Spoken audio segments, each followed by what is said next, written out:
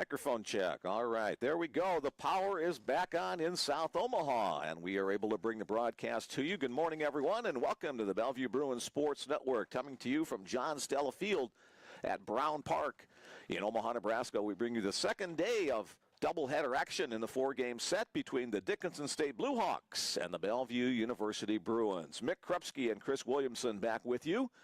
The whole area of South Omaha from Fort Crook Road to Interstate 80 was suffering through a power outage. We're just back on now, and we'll try to get you the action here. The first two Bruin batters up in the top of the first inning have made outs, but the three-hole hitter for the Bruins, Alec Ackerman, continuing to swing a hot bat. He hits a two-out double down the left field line. Alec coming into today's game, 12 of his last 14 over the last three games. He's just been on fire. Yeah, he's been on a tear the last couple games, last 4 games, I think he said. Yeah, I think he started mid-300s, and now he's hitting over 400 on the year, so he's rolling. Finishing the second game of the doubleheader yesterday on a 4-for-4 day. That brings to the plate the Bruins cleanup hitter, Steven Elsner.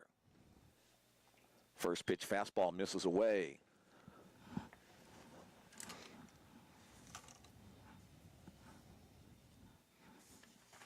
We're kind of on the fly with our opening here today. We're, as I said, just had power back, so thanks for your patience. Top of the first inning, Elsner fouls that one straight back. Southpaw Jonathan Lerma on the mound for Dickinson State, the senior 5'9" out of Tucson, Arizona.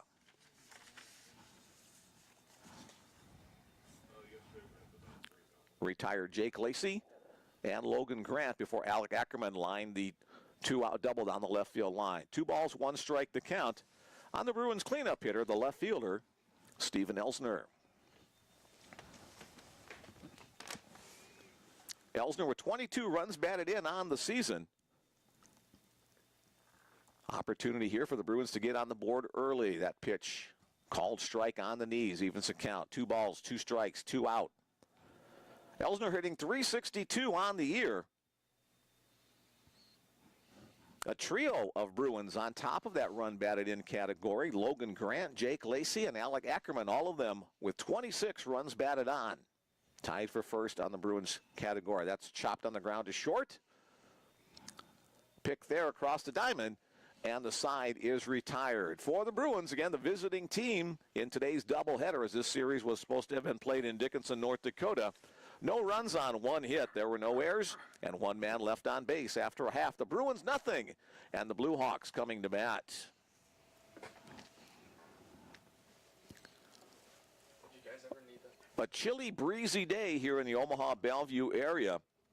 Temperature at game time was 38 degrees. The wind out of the north at about 15 miles per hour. Cloudy skies overhead. They're expecting the clouds to clear up later today and bring some sunshine, but for right now, not exactly an ideal day for baseball. No, it's actually feels quite a bit colder than it was yesterday. I mean, temperature's only 2 or 3 difference, but wind is blowing a little bit more. Overcast. That storm brought in, made everything really wet, so it feels a lot colder today. So that'll be something to watch out with, especially with the pitchers. How cold their hands get. That can kind of determine what type of grip they get on the baseball. You might see a lot of pitchers blowing on their hands just to kind of warm them up and get some sort of feel in their fingertips to be able to grip the baseball. Easton Britton will be the Bruins pitcher as this first game of the doubleheader gets ready to go. Oh, excuse me, Blake Crippen, Blake Crippen on the mound for the Bruins, the southpaw out of Hillsboro, Oregon. In his last outing, he tied the Bruins' career record for wins, along with Alex Salicio and Jerry Wellwood, 26 career victories for that trio of guys. First pitch, fastball for a called strike 1. The first batter, Nathaniel Gillick for Dickinson State, swung on and missed, now 0-2 the count. Gillick hitting .276 for the Blue Hawks on the season. Fouls that one off the netting above the Bruin dugout. Count remains at 0-2. As a team, Dickinson State averaging about 4 runs per game. Team batting average at .248. Team earned run average at 9.00. Team fielding average at 9.38. All right. Thank you, Bill and Chris. One hopper to C.J. Townsend at second base. He fields it and gets it over to first base for the first out of the inning. Thank you. 1 up, 1 down. Next to the plate, Alberto Nieto, the second baseman for Dickinson. Nieto hitting .232 on the season for the Blue Hawks. First pitch from Blake is a called strike one. Little movement on that fastball. Yeah, he throws a cut fastball majority of the time. Another fastball, another strike. That one a little straighter. Yeah, he mixes in 2-seam, 4-seam, and cut. Most of his fastballs are the cut fastball. Next pitch, down low. Nieto holds off on that one. When he has a good feel for that, he's able to miss a lot of barrel, which is why he's so effective, and he's tied to career wins. Here's the wind and the pitch. Swung on and missed. Another fastball. That one powered past Nieto for the second out of the inning. Yeah, he's on attack mode right now. He's doing a really good job going after these hitters. Got that hoodie up underneath his cap, so trying to stay warm. It is a cooler feeling day today, even though the temperature is a couple of degrees warmer than yesterday.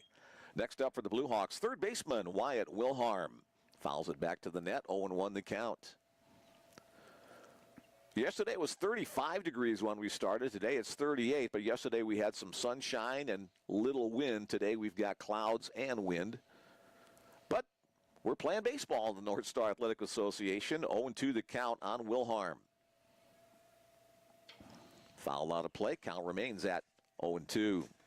Yeah, that looked like he wanted to go cutter in. Logan was set up inside, and he missed his spot on the outside corner.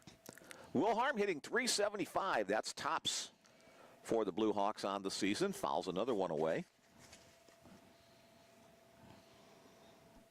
We're thankful to the Omaha Public Power District for getting the electricity back on.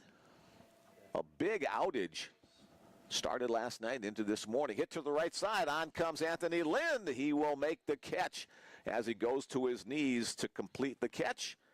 Nice play by Anthony. Got a good jump to start. Yeah, I think he was in between a dive, slide on his knees, like kind of just tumbled forward to make that catch. I'm not quite sure he knew what he wanted to do. But yeah, he made a pretty good play out there. The important thing, he hung on to the baseball. So a 3 up, 3 down, bottom of the first inning. After one, we're scoreless. Coming to you from John Stella Field at Brown Park. All right, let's set the defense for you for Dickinson State since we didn't have power when the game started. Across the infield, C.J. Molina is at first base. Alberto Nieto is the second baseman. Cole Simbab is the shortstop. And the third baseman is Wyatt Wilharm. Across the outfield, it's Nathaniel Gillick in left. Center fielder is Luke Clinton. And the right fielder is John Michael Gonzalez. The battery for Dickinson State behind the dish is Caden Reeve. And on the mound is Jonathan Lerma.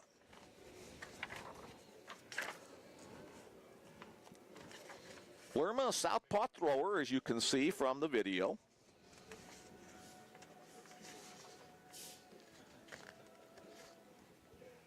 He's a senior. This is his 6th appearance on the season, his 4th start.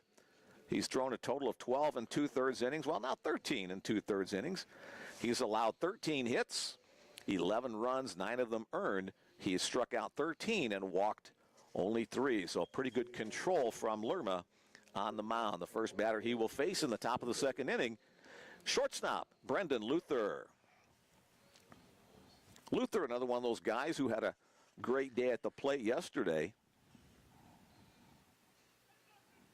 4 for 4 in game number 2. Just off the outside edge on the first pitch from Lerma. Yeah, he had a couple of hits and 4 RBIs in game number 1 as well. He's now hitting He's team lead in conference play. He's now hitting over 600 in conference. You know, the Bruins doing a great job in the 6 conference games thus far. On the season, .372, the overall batting average. For Luther, fouls that one away at the plate. After his 12 for 14, now 13 for 15 streak, Alec Ackerman has taken over the team lead in batting average. He's over the 400 mark, 404, and a couple of points above that as he gets a hit in his first at-bat today. Breaking ball in the zone for a called strike. 2 balls, 2 strikes the count on Brendan Luther leading off the top of the second inning. Again, we invite you to be part of our broadcast. You can send along a text message if you would like to play along with Chris and me. As Jonathan Lerma comes set at the letters and delivers. Chop foul once again. Count remains at 2-2. 4-0-2. 5-1-5. 7-6. 5-4. We had about a dozen texts in yesterday's doubleheader. We always appreciate hearing from y'all. Sound like I'm back in San Antonio. Y'all! Tip of my 10-gallon hat here. Here's the 2-2 pitch. Luther hits in the air to the third base side. Will it stay in play? It will not. It bangs on the dugout roof on the third base side. Third baseman Wyatt Wilharm over there to give it a look.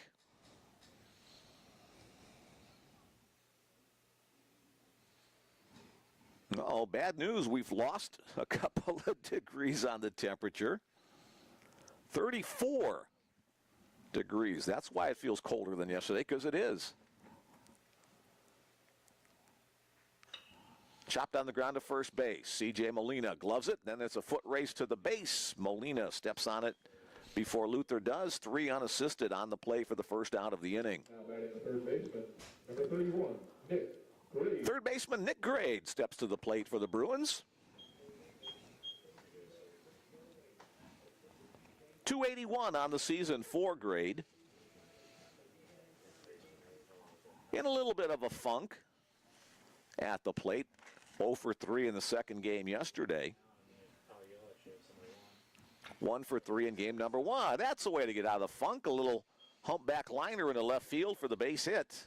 And the Bruins again have a base runner on after the single by Nick Grade. Yeah, even if you talk to Nick, he would like to get going here pretty quick. Coach Monlux wants him to get going too.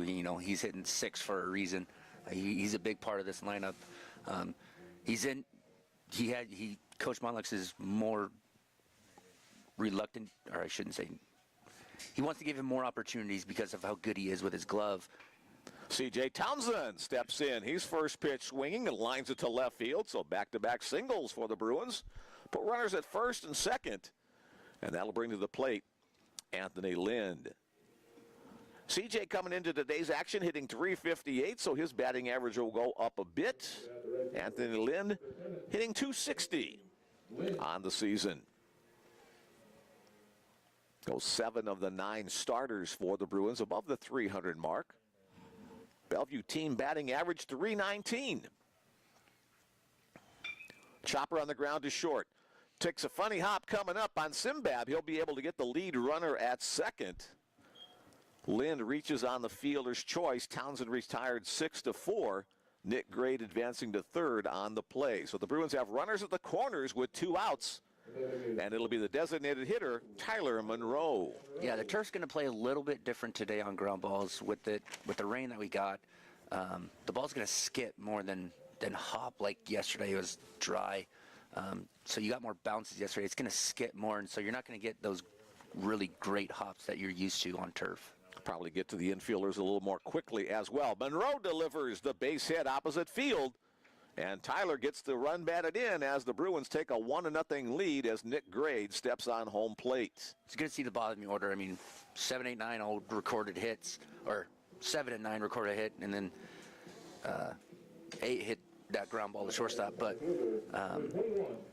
good to see the bottom of the order get production. I know that's been a stress area for Coach Monlux throughout the season. 3 hits in the inning for the Bruins with the 1 run. Runners at first and second. Back to the top of the order. Second time for center fielder Jake Lacey. That one's hit well to left field. It has some distance, but not quite enough. The wind may have held that one up just a little bit as it settles into the glove of the left fielder, Nathaniel Gillick. I thought that was gone off the bat. Yeah, the wind, the cold air doesn't help. The ball's not going to fly nearly as far in cold weather. But, yeah, he hit that really well. So I think the elements had a lot to do with keeping that ball in the yard. 1 run on 3 hits. There were no errors and 2 runners left on after 1.5. Our score, the Bellevue Bruins 1, the Dickinson State Blue Hawks 0. All right, let's set the Bellevue defense. Pretty much the same we've seen on all 3 of the series the Bruins have played at John Stella Field this year. Across the infield, Alec Ackerman at first base, C.J. Townsend at second. Brendan Luther is the shortstop, and Nick Grade over at third. Across the outfield, Stephen Elsner in left, Jake Lacey in center, Anthony Lynn and right. The battery for the Bruins, Logan Grant behind the dish, and Blake Crippen on the mound. Blake trying to take over the top spot in career wins for the Bellevue Bruins. Currently, he and Alex Salicio, who graduated last year, and Jerry Wellwood, who was back around the century mark, 2000, the millennium mark, all of them having 26 career victories. Thanks again to Bill for getting us on the air here this morning. Yeah, it's a matter of time that Blake breaks it, whether that's today, next weekend, whatever the case may be. He's got way too many starts left this year, and he's not going to lose every single game that he pitches for the rest of the year. So it's just a matter of time of when he breaks it and how many he gets to. All right, Bill got our score bug back working here, so we don't have to keep you up to date quite as frequently with balls and strikes and outs on the inning, but there on the lower left part of your screen. First pitch to the cleanup hitter, designated hitter Keanu Kalamayan is ball 1. Second pitch also off the mark, 2-0 the count. Kalamayan had a good day at the plate yesterday for the Blue Hawks. Fouls that pitch out of play right side. On the season, Kalamayan hitting .377. So actually he is the team leader. I had said earlier Wyatt Wilharm, but by 0.02 of a point, it's Kalamayan. Had a home run yesterday in the doubleheader. Yeah, he just looks very comfortable in the box. He looks like he's seen the baseball really well. He doesn't look off balance a whole lot. He has a pretty good eye. He's not swinging at a whole lot of bad pitches. Had 3 hits in the doubleheader combined. That's going to sting a little bit on a cold day. Fouled it straight down. He has an ankle protector, and ball came down right on the front of his foot, so no real protection there. It looked like it missed everything that he was wearing and hit his toes. Of course, anything with your toes in cold weather isn't going to feel good. So he'll get an extra couple of seconds here to get some feeling back in his feet. 2-man umpiring crew today. Matt Krause is behind home plate. Reese Schlecht out on the field. Pitch upstairs. Count goes full on Keanu Kalamayan, leading off the bottom of the second inning. Once again, we'll say Dickinson State, the home team throughout this series since it was scheduled to be played originally in Dickinson. Hit straight away to center field and deep. Out there, Jake Lacey doing a little dance, twisting his body around. He gets to where he needs to be to make the catch for the first out of the inning. Yeah, there's got to be a lot of communication with everybody on the defense when it comes to balls in the air. This wind, this weather's going to play tricks on your eyes. The wind's going to move it from left to right. So there's got to be a lot of communication and making sure that everybody's in the right spot. Wind out of the north at about 16 miles per hour currently in the Omaha-Bellevue area. Now it looks like the flag's a little bit blowing more from the northwest, so kind of a direction from the left field side to the right field side. Gusting over 20 miles an hour, but steady at about 15, 16 miles per hour. 2-0 the count on the next batter, John Michael Gonzalez, the right fielder.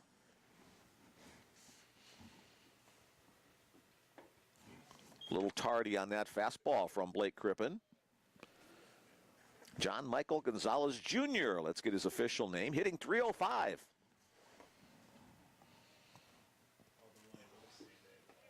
Down low.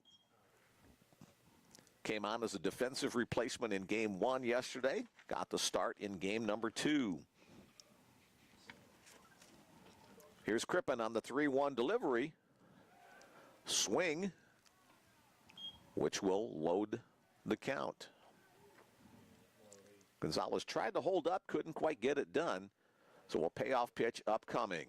Crippen has the signal and bounces to the plate. So the first base runner of the morning will be John Michael Gonzalez, who reaches on the walk. It almost looks like Blake didn't have a good grip of that. As soon as he threw it, he started wiping his hand off. So I'm not sure if it's the wind, the moisture in the air. He didn't have a very good grip on that baseball and threw it 58 feet. Caden Reeve, the next batter. Blue Hawks catcher, shows bunt, pulls it back. Ball one, the call. 1 on, 1 out, bottom of the second inning. Not the normal sacrifice situation here, but yeah, I'm wondering if he's looking to push it. CJ's playing more closer to up the middle. There's a pretty big hole, as there's ball two. Pretty big hole, kind of in that no man's land, just short of second baseman. If he pushes it past Crippen, probably pretty good chance of getting on base. We had some overnight rain, so hoping the landing spot for Crippen is not too terribly slick, but he misses away there. Now 3-0 the count on Reeve. This is Blake's 8th appearance. All of them have been in a starting capacity. He's 3-1, one complete game. There's a strike call on the outer half. 37 and a third innings coming into today's action. 39 hits, 17 runs, 14 of them earned, 26 strikeouts to 14 walks. Nice movement on that pitch. Count goes full. 3.38 is Blake's earned run average on the year. Payoff pitch here. Let's see if Coach Michael Dow gets the base runner in motion. John Michael Gonzalez at first. Kind of a short lead. The throw over. He dives back. I wouldn't be surprised to see another one here by Blake, because a lot of times teams don't pick more than once. But that's one thing that Coach Malley, wants to control the running game. A ground ball off the side of the pitcher's mound over to Luther at short. The turn by CJ at second base. And the Bruins complete the 6-4-3 double play. We saw that happen yesterday where a shot up the middle deflected off the side of the mound. It kind of gave Luther an in-between hop. He was able to handle it, shoveled it over to Townsend, who turns the double play for the Bruins. No runs on no hits. There were no errors, and with the double play, nobody left on base. 2 innings complete. The Bellevue Bruins won. The Dickinson State Blue Hawks, nothing. Game number 1, a 7-inning scheduled contest. Game number 2 scheduled for 9 innings. Thanks once again to Bill Mullins from the Bellevue Sports Information Department doing triple duty here today. PA, live stats, getting us on the air after the power outage.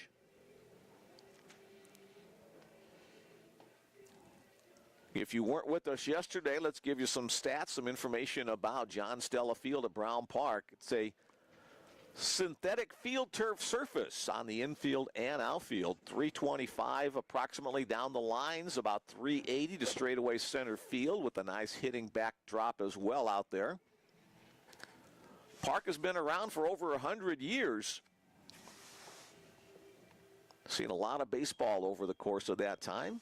Named in honor of John Stella. John was a local Omaha South kid who played a lot of games down here.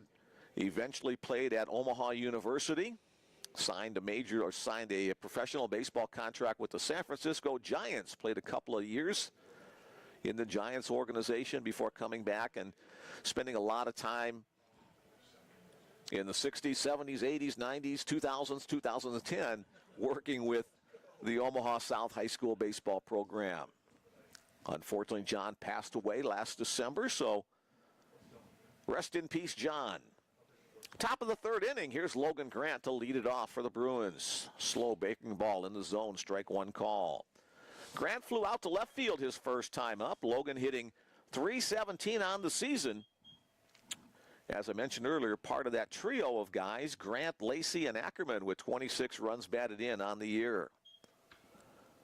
Hit in the air, coming back our way. It'll be out of play. 0-2 the count. Logan with 8 home runs. That's tops for the Bruins. A .606 slugging percentage for the Bruins backstop. Right back through the middle. Simbab, the shortstop, gets a glove on it but can't control it. And Logan Grant will reach on. Bill's thinking. That's that humming sound you hear in the background. Ka-chunk, ka-chunk, ka-chunk, ka-chunk. And it'll be a base hit for Logan Grant. That'll make Logan happy. Now batting the first baseman, number 16, Alan Ackerman. Courtesy runner on for the Bruins as Alan Ackerman steps to the plate. Courtesy runner number 12, Bryce Zimmer. Bryce Zimmer doing the courtesy running for the Bruins. Throw over to first. Zimmer only a couple of steps off. He's back easy. Starting pitcher Jonathan Lerma back for his 3rd inning of work.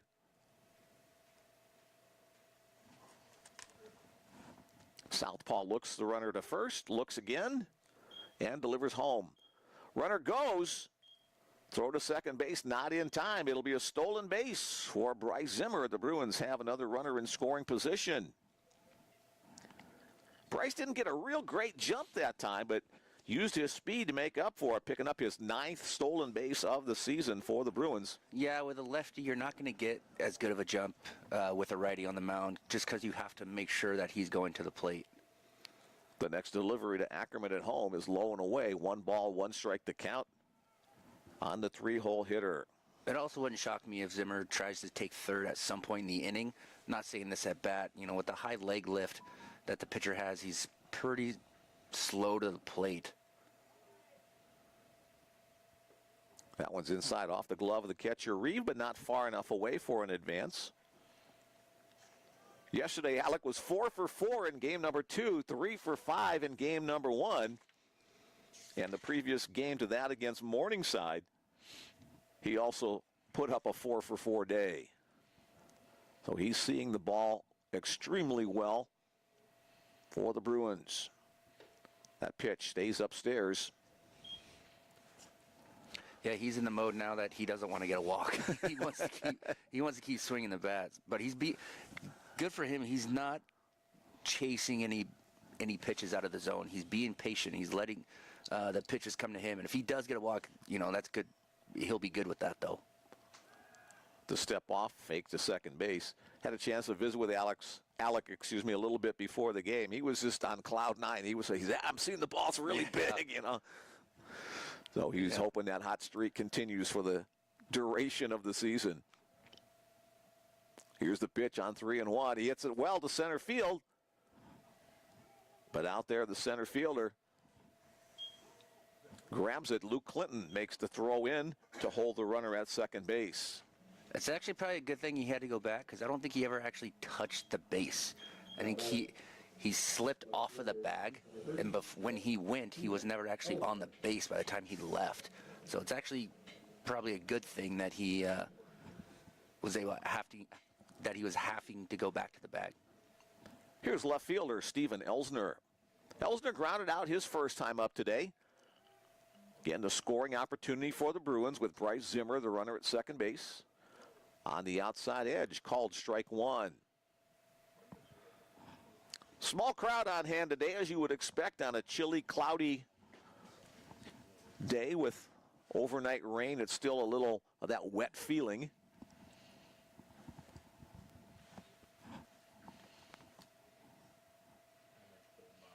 Lerma delivers, but upstairs, 1-1 the count. Thanks for joining us today for brunch with the Bruins and the Blue Hawks. 10 o'clock start once again. Omaha South has some games scheduled later for today, so to get a doubleheader in, have to start mid-morning. Breaking ball. Elsner tried to stay back, but fouls it back to the netting. 2-2 the count. Yeah, he saw that pitch right away. Looked like he was sitting on it. and just missed it. Let me correct myself. 1-2 the count.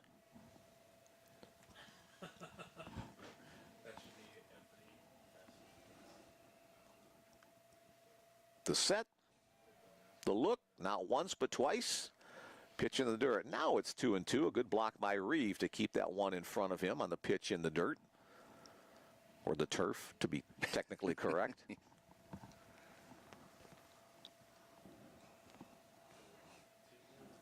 This field has been a synthetic field turf field in its entirety for now the third year.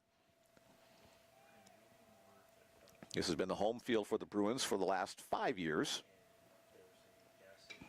That's hitting the air to the right side. That has some carry. Gonzalez, the right fielder, goes back, touches the fence, tries to jump, but he can't get it. It's an opposite field two-run dinger for Steven Elsner. The Bruins lead it by a score of 3-0 as Bryce Zimmer touches the plate first. And here comes Elsner around third base with a smile on his face. He too will step on the plate. Helmet taps from the guys waiting to bat after him, and teammates lining up as he goes back to the dugout. So Steven Elsner with the home run. That is his 8th on the season, so that ties him with Logan Grant for the team lead and gives him 24 runs batted in. Yeah, I'm pretty sure he hit that as high as it did, as far as well. He hit that a mile in the air. You know, I think the wind helped it get it out of here, but he hit that baseball really hard. It just went really high. Took that pitch on the outside part of the plate. Next up for the Bruins, Brendan Luther trying to bunt his way on. And C.J. Molina, the first baseman, just put his foot on the base and waited for the ball to come to him. And a 3 unassisted for the second out of the inning. Yeah, that was, if he puts that 5 feet further away from the bag, he's safe. Ball just rolled right to the first base. Kind of a good idea trying to bunt after the home run, too, so get on board. Here's Nick Gray, the Bellevue third baseman. He singled his last time up. A little late on that fastball from Jonathan Lerma.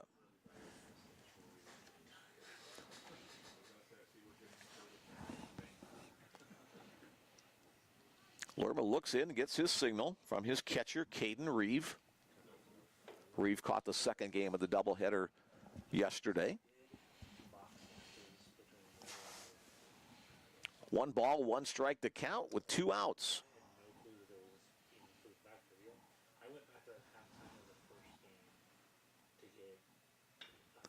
Hit in the air to center field and grabbed out there by Luke Clinton for the 3rd out of the inning.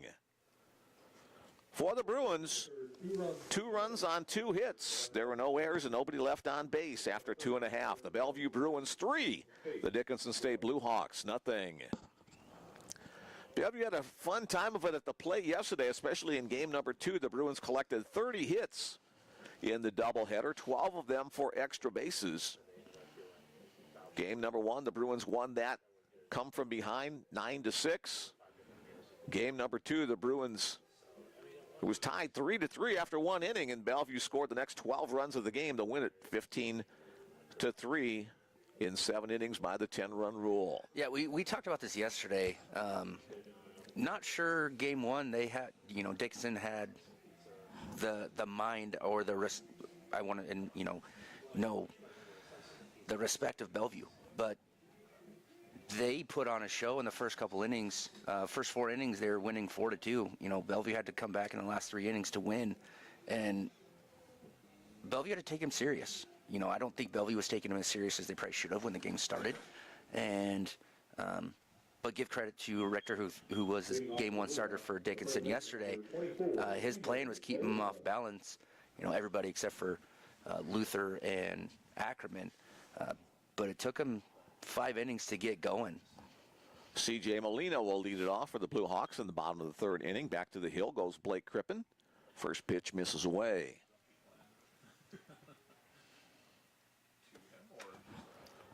Popped up. Shallow center field. C.J. Townsend, the second baseman, will travel some territory to get out there and make the catch for the first out of the inning. Now batting the shortstop. Yeah, he had to run pretty hard the last 10 feet. I thought he was going to drift more over to where he was at. So he wasn't really going as hard as he should, because I don't think he had a good read on it, because the ball didn't move. The wind died down right as that pitch was going. Next batter for the Blue Hawks, the shortstop, Cole Simbab. Strike one call on the fastball from Blake Crippen.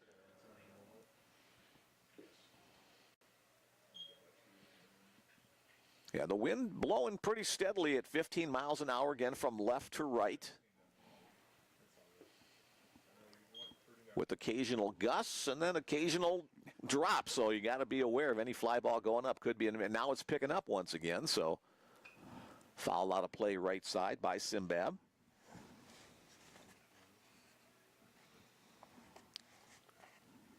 Simbab only 125 on the season. Good glove guy. He'll ground it to his shortstop counterpart, Brendan Luther, who's on the money across the diamond, 6-3 on the play. Luther to Ackerman, 2 up, 2 down. Number 33, Luke Clinton. Yeah, right now it looks like Blake has all of his pitches working really well. That was a changeup that was down and away, ran down and away. If he can keep throwing that for a strike, his changeup that is, if he can keep throwing that for a strike, he's going to get a lot of hitters out. Luke Clinton, the next batter, first pitch swinging, high to the right side. Anthony Lind, couple of steps to his right. He'll catch it. So a quick 3 up, 3 down, bottom of the third inning for the Blue Hawks. 9 men retired in order after 3 complete. The Bruins 3, then the Blue Hawks nothing.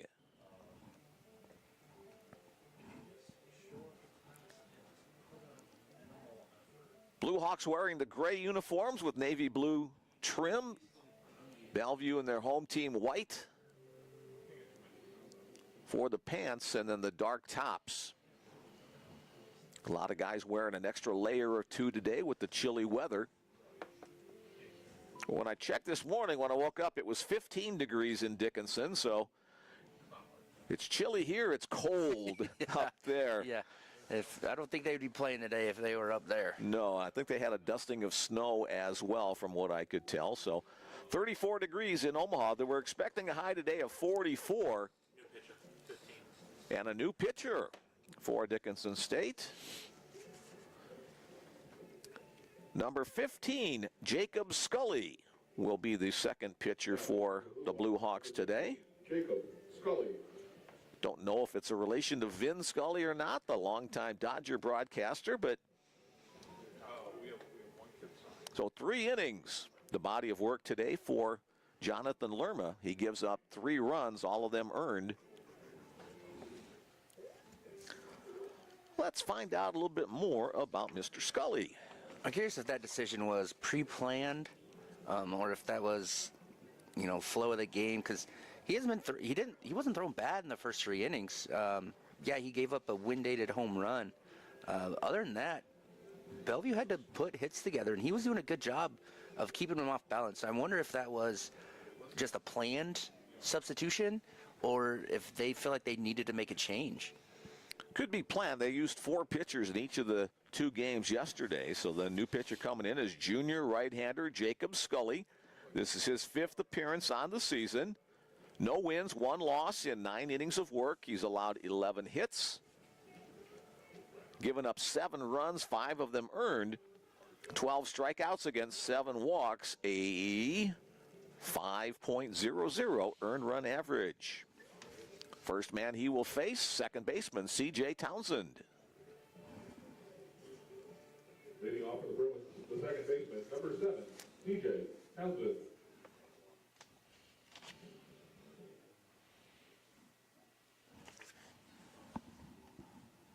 With his second inning single, C.J. now at 20 hits on the season for the Bruins. First pitch from Jacob Scully, breaking ball low.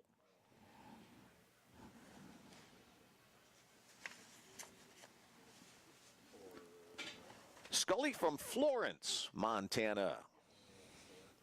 Swing and a miss, 1-1.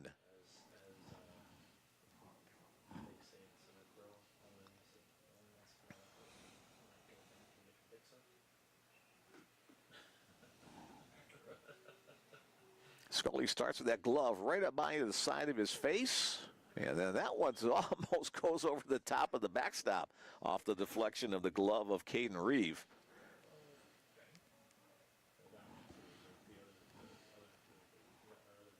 Two and one on the Bruins second baseman.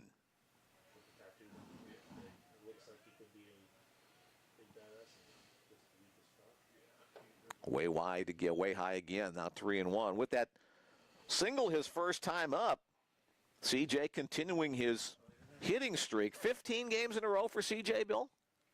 2 more than yesterday. 2 more than yesterday, which I think I said 13 yesterday. So how's that for quick thinking math skills? That one's hit to the right side. The wind's going to push it towards the foul line. Gonzalez giving chase. He dives. It goes off his glove, but he can't look it in. So new life for Townsend with the 3-2 count. Good hustle by John Michael Gonzalez to get over there. The wind kept pushing it away from him. He threw a slide on the warning track near the side of the fence in the corner on the right side, but couldn't keep it in the glove. Yeah, I think the wind pushed that a lot further than it was originally going to go. If that was yesterday, he probably catches that right around the foul line. Here's the 3-2 pitch from Scully to Townsend. Popped up on the infield. That could be an adventure as the wind's blowing pretty strongly. Here comes the third baseman, and now he gives up on it, and that's going to be a foul ball. It hit in fair territory. Wisely, Reeve, the catcher, didn't touch it in fair territory, so it stops rolling in foul territory. So you could see on that one how the third baseman came charging in. Wyatt Wilhelm called it initially. He just kept running and running and running. It bounced about 20 feet in front of home plate, and the spin just brought it into foul territory. We'll give the catcher credit on not picking it up. Like, he knew CJ was going to be safe, so his only chance was to see what happens with the baseball. You know, when the baseball hits the ground, it takes a lot of weird bounces, and he did a really good job of just seeing what happens, and it was able to roll foul. All right, here we go with the full count pitch once again. And that one is inside, so C.J. Townsend will draw the leadoff walk. Now batting the right fielder. So the Bruins have the base runner as right fielder Anthony Lynn steps in. Lynn, the fielder's choice. His first time up today. A long look down to Dwayne Monlux in the third base coaching box. Coach Monlux toughing it out. No jacket for Coach today. Does have gloves on, though, so I guess that's a concession to the chill. Lind awaits. Here's the pitch from Scully. Bunt up the third base side. That's going to roll foul. Picked up there by Wilhelm in foul territory. So He's playing at Oakland right now. both runners will return. Yeah, if that ball would have stayed fair, he would have been safe pretty easily. That was a really good bunt, just rolled foul. But I would look for either another drag bunt or just a sacrifice right here to get that runner in scoring position. 3-0 lead for the Bruins. 1 run in the second, 2 more in the third. We're in the top of the fourth inning. Soft toss over to first base.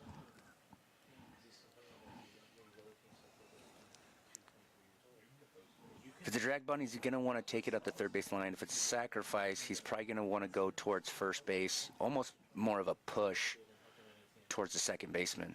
Wilhelm, the third baseman, charges in on the play. The pitch is low and away. 1 ball, 1 strike to count. He could change it up here now and go a hit and run. I know Coach Monlux likes to do that a lot of the times too.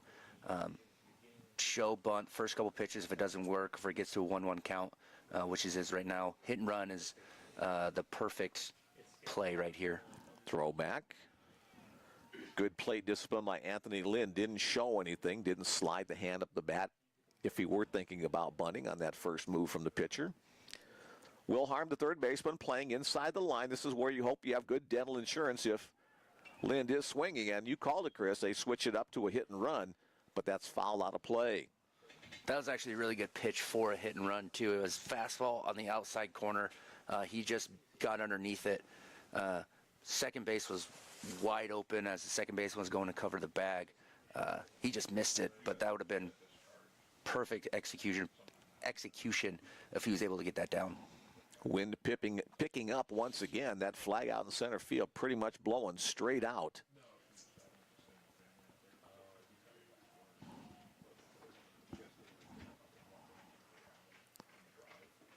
Swung on and missed.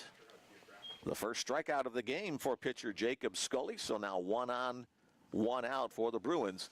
As designated hitter, Tyler Monroe steps up. Monroe with an RBI single to get the Bruins on the board in the second inning.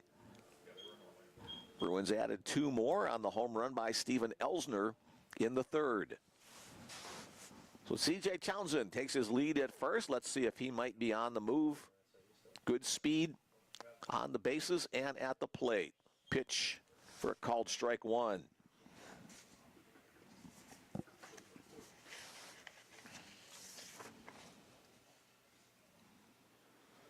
Townsend does not have a stolen base yet this year.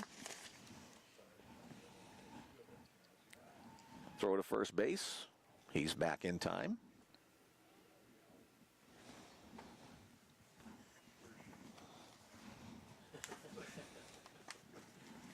I didn't want to say it.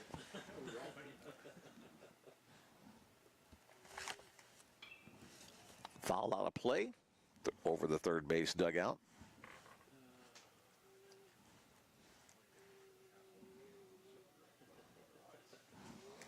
Dwayne Monlux has used several players in that DH spot over the 3 home series. 86 on the play that allows C.J. Townsend to advance to second. Yeah, I'm not sure if he didn't know what he wanted to do. He sprinted like he was going to take it to the bag himself, and then last second he flipped it, but he flipped it way too hard and didn't give a second baseman a chance to even catch it. Back to the top of the order for the Bruins. Third time up for Jake Lacey. Lacey has flown out to each of the corner outfielders today. Pitch in the dirt. Townsend at second, Monroe at first. Lacey at the dish.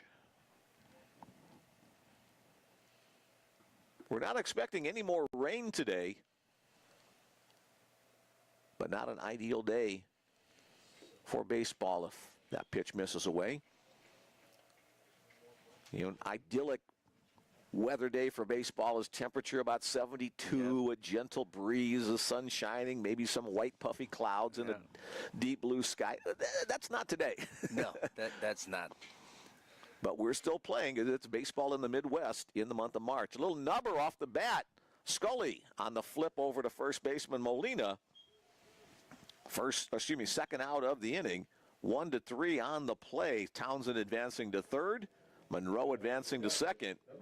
And it'll be up to Logan Grant with an opportunity to drive in a run or two.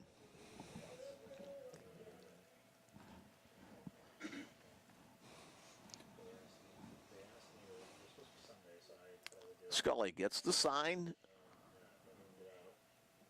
Logan jams the ball into right field for the base hit. 1 run is in. Here comes Monroe around third. He will score standing up. So Logan Grant picks up a couple of RBIs on the base hit, and the Bruins jump to a 5-0 lead. Yeah, he's swinging it better than he did yesterday. He just looks more comfortable in the box. Yeah, he swung at that pitch on the first one. But first couple at bats, he was looking like he was actually seeing the baseball. He got a hit in his first at bat, and the ball that he flied out on, he just missed it. Yep. So he looks like he's seeing it a lot better today. A lot more comfortable at the plate. Takumi Mieno comes on as the courtesy runner for Logan as Alec Ackerman steps in. Ackerman 1 for 2 today. Runner goes. Swing and a miss. The throw to second base is not in time. Takumi Mieno with a good jump. Able to chug into scoring position. Second stolen base of the day for Bruin base runners. And for Takumi, that is his 7th bag of the season. Anthony Lynn leads the team with 10. Pitch a little bit low. 10 for Lynn, 9 for Zimmer, and 7 for Mieno. Takumi gets his lead off of second base as Alec Ackerman patiently waits at home. Taking a long time for Scully to get his signal from Reeve. Now he's decided to step. What's he? Didn't have to throw, but he did. A high lofting lob to Alberto Nieto, the second baseman. Well, now you have to make the motion that you're going to throw when you pick off. So you can't just step off. You have to actually like either throw the baseball or make it look like you're going to throw the baseball. 1-1 pitch on its way. Ackerman lines it hard into center field. Here comes Takumi, ground in third. Nice sharp cut. There's no way they'll be able to make a play as Alec Ackerman continues to swing the hot bat with the RBI single, scoring Takumi Mieno, and it's now a 6-0 score. 1 in the second, 2 in the third, 3 in the fourth. 1, 2, 3 for the Bruins for a total of 6 runs.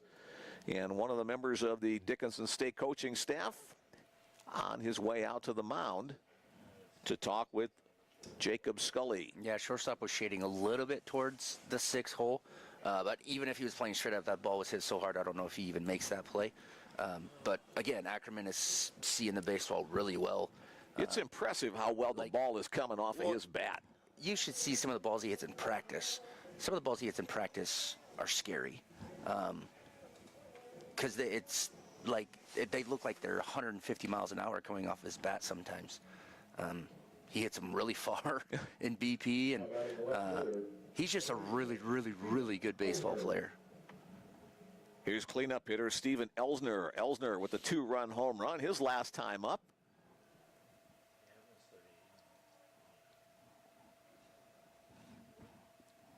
There goes the base runner, popped up on the infield. C.J. Molina, the first baseman in foul territory, calls for it. Now has to drift a little bit, but he'll make the catch to retire the side.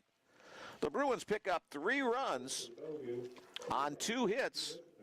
There was 1 error and 1 base runner left on after 3.5. The Bruins lead it by a score of 6-0.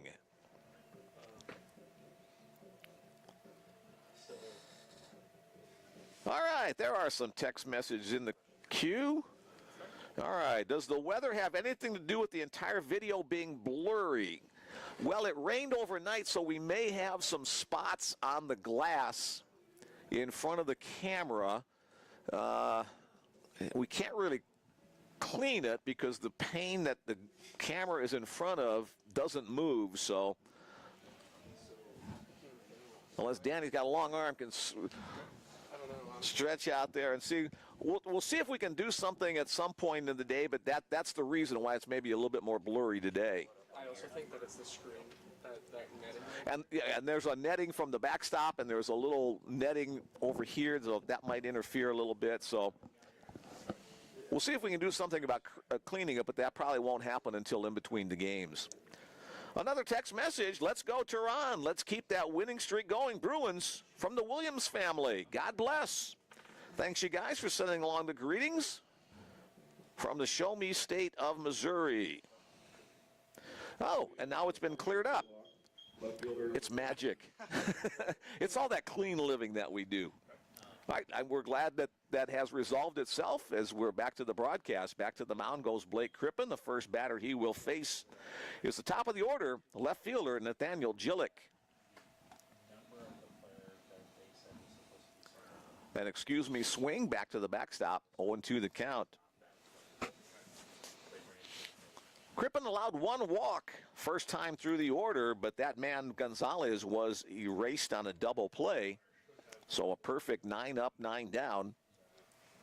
Let's see if the Blue Hawks have a little bit more success second time through the order. The words just come out of my mouth, and Gillick drives one towards right center field. Anthony Lind over there quickly to get it in to hold Gillick to a single instead of a potential double on the play. That's the first hit of the afternoon, or morning, excuse me, for the Blue Hawks. Yeah, that's a very good piece of hitting. It was down 0-2. It looked like Crippen wanted to go with that backdoor cutter on the outside corner. He did a really good job of sitting back and just taking it the other way. Didn't try and pull the baseball. Did a really good job of just hitting it right towards the scoreboard.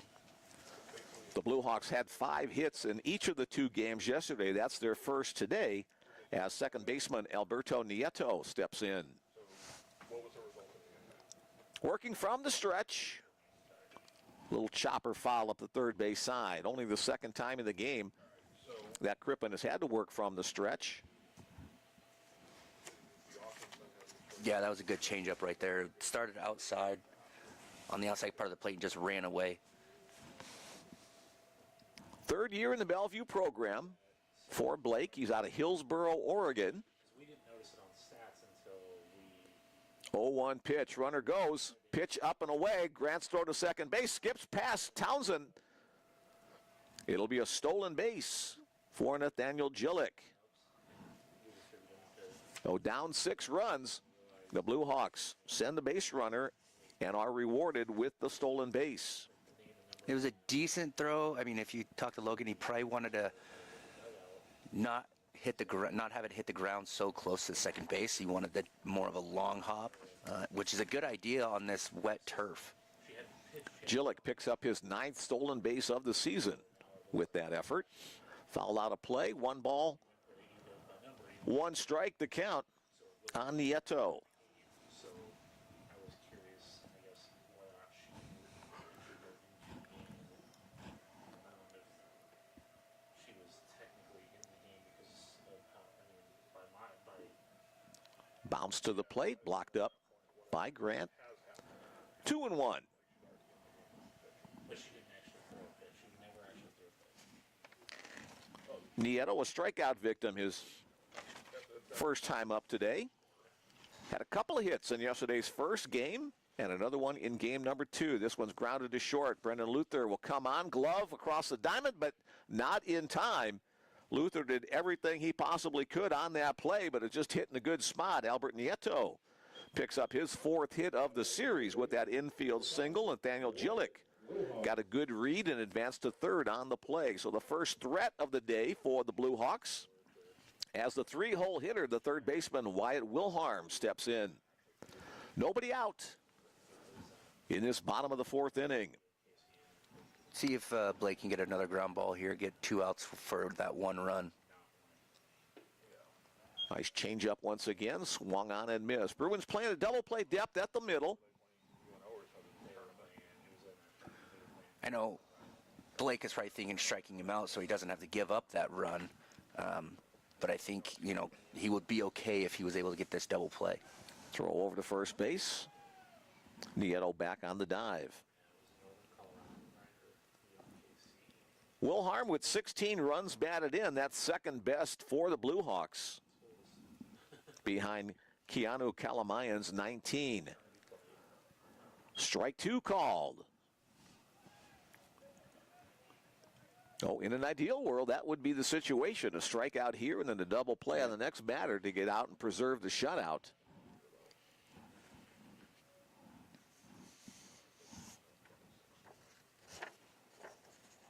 Got the runner picked off. Ackerman runs the runner back to short. Now the break for home. The throw is in time. Brendan Luther on the assist. Logan Grant on the tag. On the play, Nieto takes second. But the 1-3 to 6-2 cuts down Nathaniel Gillick trying to score.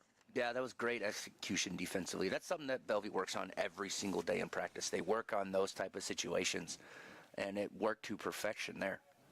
Nice job by all the guys involved on that play. Nieto now the runner at second base, but now 1 out on the inning.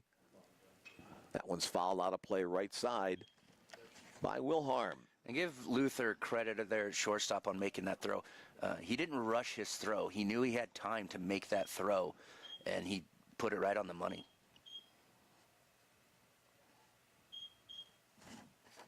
Crippen comes set just above the belt. Up and away. 1 ball, 2 strikes the count on the Blue Hawk third baseman.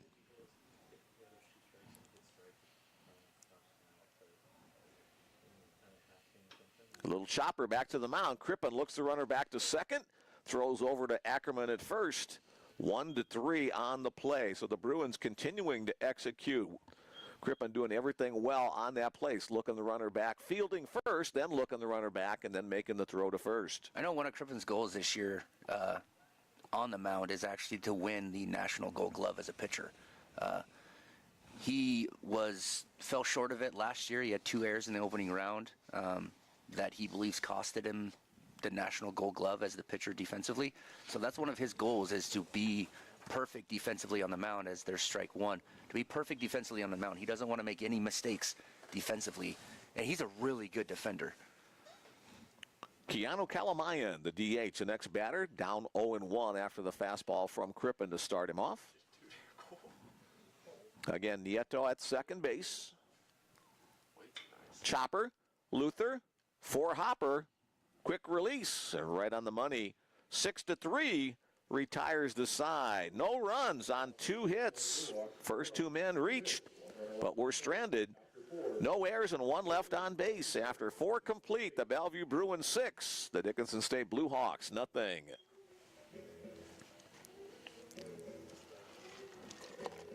All right, once again, let's throw out our text message number. If you would like to be part of our broadcast today, let us know who you are, where you are, who you're listening, anything to improve our broadcast. We always love to hear from you, whether you're a Blue Hawks fan or a Bruin fan.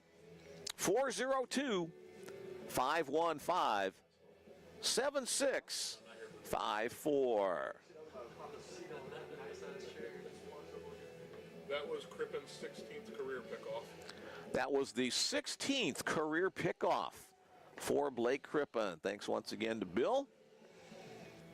All the tidbits of sports information. If you've got any tidbits you want to send our way, again, 402-515-7654.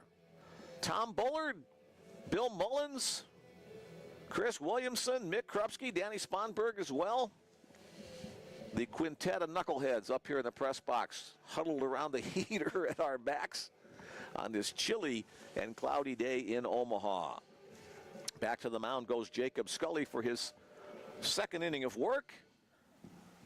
And leading it off for the Bruins in the top of the 5th, the shortstop, Brendan Luther.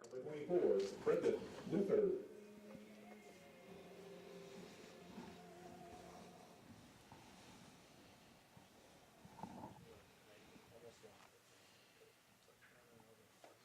First pitch, a little bit up.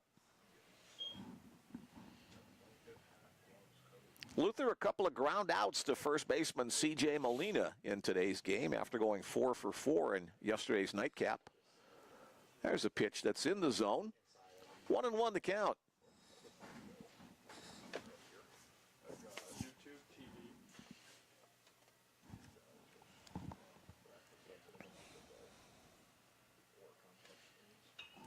Line hard the opposite way, out of play, 2-2.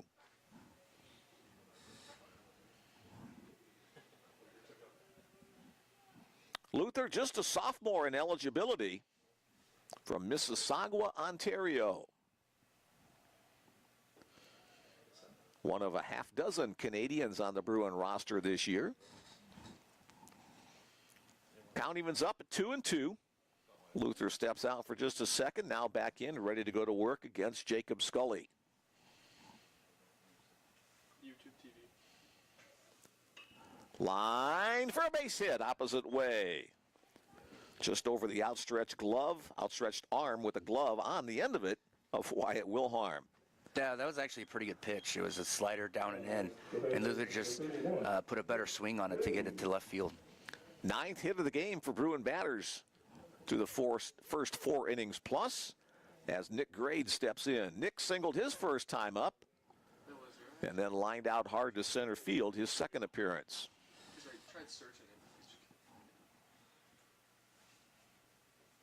Bounced, good read at first base on loop by Luther. He'll advance on the wild pitch. Reeve able to block it up in front of him off his chest protector, but got too far away. And Luther now standing on second. Yeah, another really good ball under read, like you said, by Luther. Was taken off before the ball even hit the ground because he was able to see the trajectory of it. Grade puts down the bunt, third base line. Off the mound comes Scully. Makes a nice throw to first base where the second baseman Nieto was covering. Sacrifice bunt for Nick Grade. The Bruins execute well. 1-4 on the play. Brendan Luther advancing to third for second baseman C.J. Townsend. That was actually a very good play by that pitcher.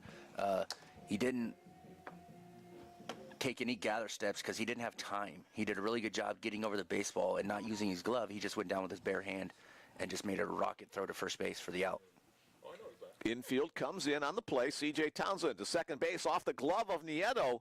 Over to the shortstop, Simbab, and he'll make the play to retire.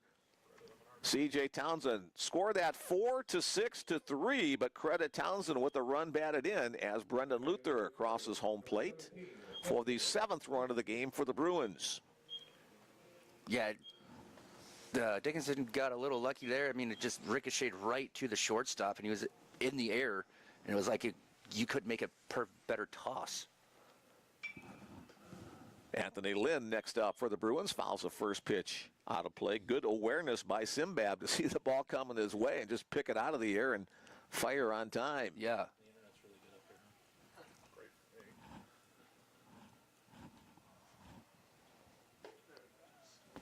Lynn lays off that pitch up out of the zone.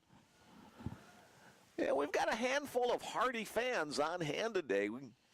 Remember back in the day, the San Francisco Giants, when they played at Candlestick, when they had extra inning games, that one's foul out of play as well, and the temperatures would get bitterly cold. They would hand out a croix de guerre, I believe they call it, a cross of... Anyway, so anybody here today deserves a little croix de guerre as well. True knuckleheads. Thank you. Lind hits the ball well to center field, drifting over to the right side. Luke Clinton, however, able to cover the territory and get there to make the catch to retire the side. 1 run on 1 hit. One run on 1 hit. There were no errors and nobody left on base for the Bruins in the top of the 5th.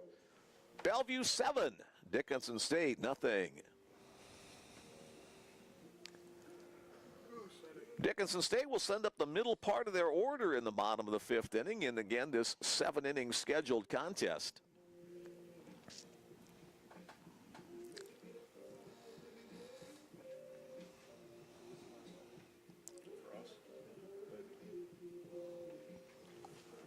Bellevue pitchers have only 1 shutout so far this season. That was back in February at Briar Cliff in Sioux City, a 15-0 Bruin blowout in that one. Blake Crippen, as we head to the 5th inning, a 7-0 lead. Yeah, he wants to keep that shutout. He doesn't like giving up runs. He wants to throw complete games and give up zeros. So he's right on track with what he wants to do. He's a competitor. He's a big-time competitor on that mound. And it's good to see. You know, obviously it shows with how many wins he has, but he competes his butt off. He does a really good job with just competing, and that's what you need out of your starting pitchers. Has only allowed 2 innings, 2 runs, I'll say it right yet, 2 hits. More coffee. Only 2 hits so far through the first 4 innings. The first man he'll face in the bottom of the 5th is right fielder John Michael Gonzalez. Gonzalez walked his first time up. Lefty-lefty matchup. First pitch over the top of the backstop and out of play. 1 strikeout and 1 walk for Crippen so far. Working quickly back in action. That pitch misses way wide. 1-1. With the victory, Crippen will become the all-time career win leader for the Bellevue Bruin pitching staff. That one misses just a little bit low. 2-1. I wouldn't be surprised if we see that slider a little bit more, you know, in these last 3 innings of work, because he hasn't thrown it a whole lot as there's ball 3. He hasn't thrown a whole lot throughout the game, so I wouldn't be surprised to see that more in these next 3 innings. What's your thinking as a pitcher? You try to save 1 pitch for like the 3rd time through the order. That one's foul out of play. Well, me, I only threw 2 pitches, so I was a fastball slider guy. I had a changeup that I would throw 3% of the time if I absolutely needed it, just because it wasn't good. It just, not that I didn't need it, it just was a bad pitch for me. But Blake has 4 really good pitches. I thought that was ball 4, but that must have only been ball 2. But Blake has 4 really good pitches. So with him, okay, that was ball 4. All right. We weren't mistaken. But with Blake, he's got 4 really good pitches, and so you want to save a few through as the later in the game you can break them out. That way they don't know what's coming. They haven't seen it. Nobody has seen it. Nobody can relay any information on it. And I think that's what he's going to do more with that slider and curveball. Next Dickinson batter is the catcher, Caden Reeve. Pitch bounces away from Logan Grant. Not far enough, however, for Gonzalez to advance. John Michael Gonzalez on base both times with walks. Last time Reeve was up, he grounded into a double play. Bruins hoping for that again, but that one gets away from Grant. The throw to second base not in time, so the wild pitch will advance Gonzalez into scoring position with nobody out. Yeah, that looked like a cutter he wanted to throw in the inside corner, just spiked it, and it was able to get away from Logan. Crippen looks in, gets the signal. That pitch again down low, so 3 pitches that have been in the dirt. Crippen trying to right himself. Nobody throwing at this point in the Bellevue bullpen.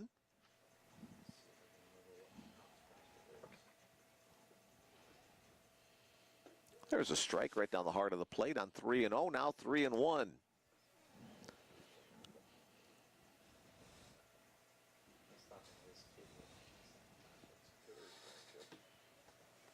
Here's a question for Bill. 7-inning game, does it have to be 4 innings to be an official game for the pitcher? Yes, it is. Okay, so it's an official game for Blake. That pitch. Well, we technically have to finish the 5th for this to be an official game overall. Well, for an official game overall, 5 innings, but for a win for Blake, he's already passed that with the 4 innings of work. But back-to-back walks from Crippen. And that'll be a gathering of the Bruin infield and catcher. As we have a courtesy runner coming on for Reeve, that is number 35. As I flip the page to tell you, that is Caden Finders. Now batting first baseman, number 24, CJ Molina. So Finders enters the game to be the courtesy runner for the catcher Reeve. Conference breaks up.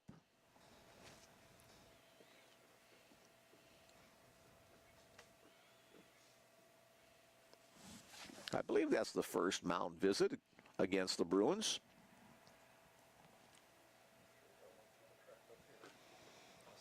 Dickinson State threatened in the last inning with runners at first and second, nobody out. Same situation here in the 5th. Batter shows bunt, pitch misses away. C.J. Molina at the plate, flew out to second base. His first time up today. Good to see CJ in the lineup today. He was injured in the second game of the doubleheader yesterday, able to bounce back today. Again, low and away, and now we see some bodies moving around in the Bellevue bullpen.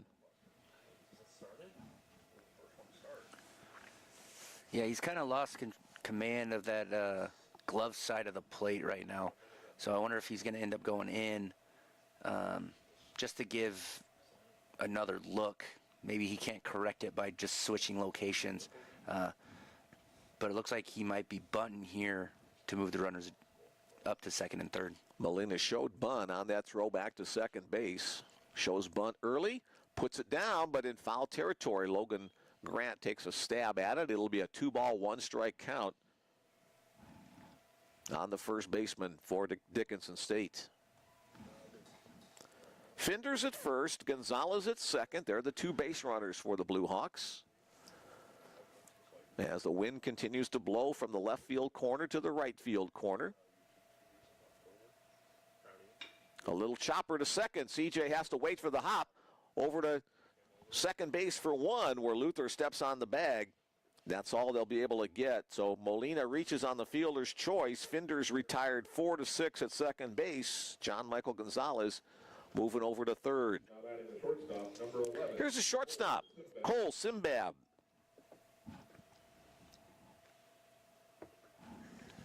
Yeah, it was a good job by Blake on that last pitch. It almost looked like I believe it looked like a slider from up here that he was able to induce that ground ball. Sinbad had a run batted in yesterday. Opportunity for him here again today. A pitch busts inside, ball one. Again, he's trying to go glove side of the plate, and so far this inning, he's not being all that effective because he's missing too much in. So I think it's just kind of a visual thing. That pitch has the zone on the knees, just above the knees. 1 ball, 1 strike to count on Sinbad.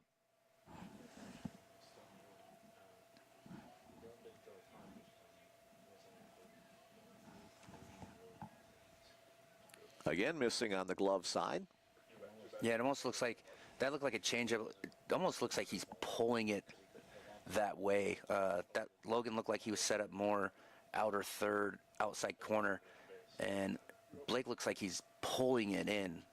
There's good location on that fastball on the outer half. Count evens up at 2-2. That one was better. It looked like it came out of his normal arm slot. There was no pulling of the baseball. He was just letting it work.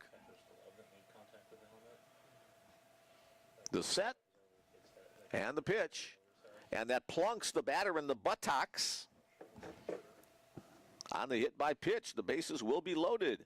Sound like Forrest Gump there for a second, didn't they? It was just a slider that missed in. Not good, a good idea, but again, right now everything is glove side. Everything he's missing is missing glove side. There's not a whole lot of missing arm side. So he's got to be able to make that adjustment here quickly, especially with the bases loaded. He's got to be able to make that adjustment to where he hits more of the inside corner and not inside. A visit with the third base coach with the next batter, Luke Clinton, the center fielder. Probably reminding him or telling him, hey, this guy's had a little bit of control issues here, so don't go swinging at something outside the zone, or maybe take a pitch here, too. Clinton, the 9-hole hitter in the Blue Hawks order. First pitch swinging, foul out of play. I'm pretty sure the outfielders are getting cold out there right now. I just saw Anthony Lind out there in right field doing jumping jacks while the third base coach was meeting with the hitter. Spring baseball in Nebraska. You got to put up with some days like this. That pitch a little bit low. 1 ball, 1 strike to count.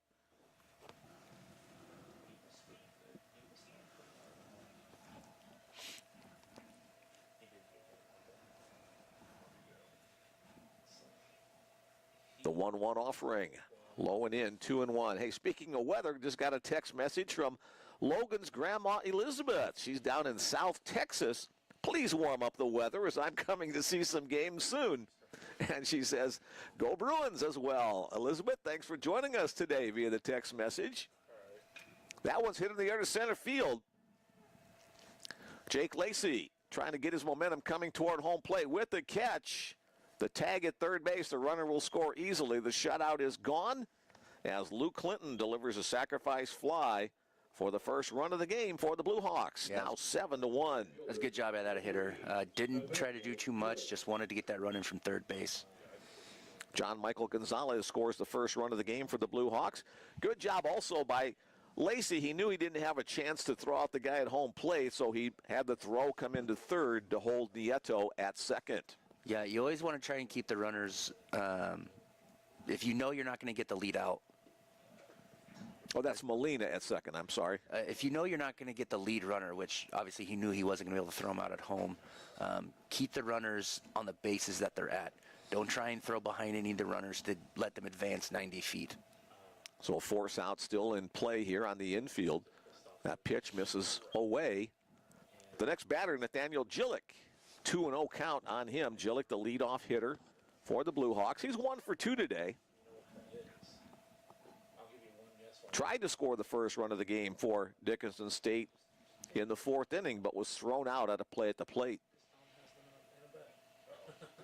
There's a nicely located fastball on the outer half, 2-1.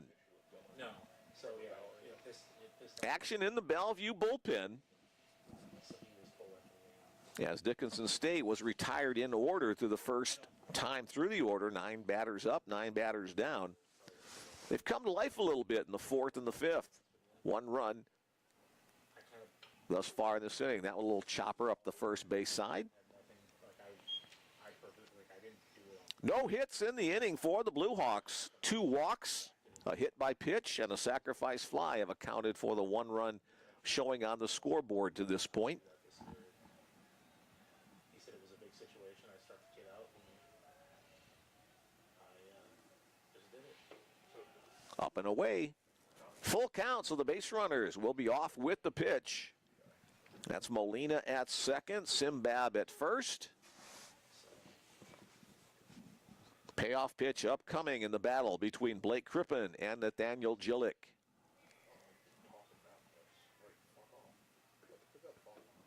It's outside, so the bases will be loaded once again. 3rd walk of the inning for Blake Crippen. That'll bring Dwayne Monlux out of the dugout to visit with his southpaw pitcher. Yeah, he doesn't look very happy right now. He's not very happy with Blake. I mean, Blake has given him all their base runners. He's not making them do anything offensively. Like you said, that's another walk and a hit by pitch. And, you know, all their runners have been walks and hit by pitches. Blake hasn't thrown anything over the plate, and when he has, he's getting outs. So this is a mess by his own doing. You know, mechanically he's kind of losing it a little bit, but he's also at 85 pitches now. So he's getting to that limit of tired, and his body's getting tired. So he's got to be able to get back, you know, mentally and focus that much harder. Because I wouldn't be surprised if this might be his last batter, regardless, whether he gets him out or he gets on base. I wouldn't be surprised if Coach Monlux goes to the bullpen after this hitter. Coach Monlux back in the dugout, leaving things in charge for Blake as he'll face Alberto Nieto, the second baseman. Breaking ball for a called strike 1. Good start. Way to work ahead. Dickinson State got both their hits last inning but failed to score. A little bit low there, 1-1.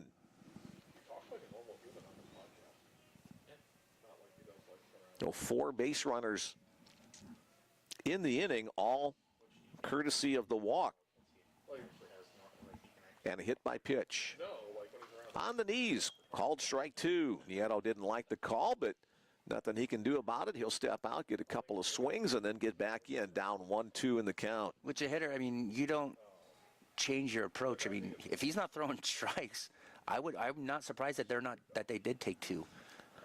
Foul against the screen in front of the third base dugout. Count remains 1-2. Make Crippen throw strikes, and the hitters are doing a really good job with it. They're putting they're making him throw strikes, which he's had a really hard time doing this inning.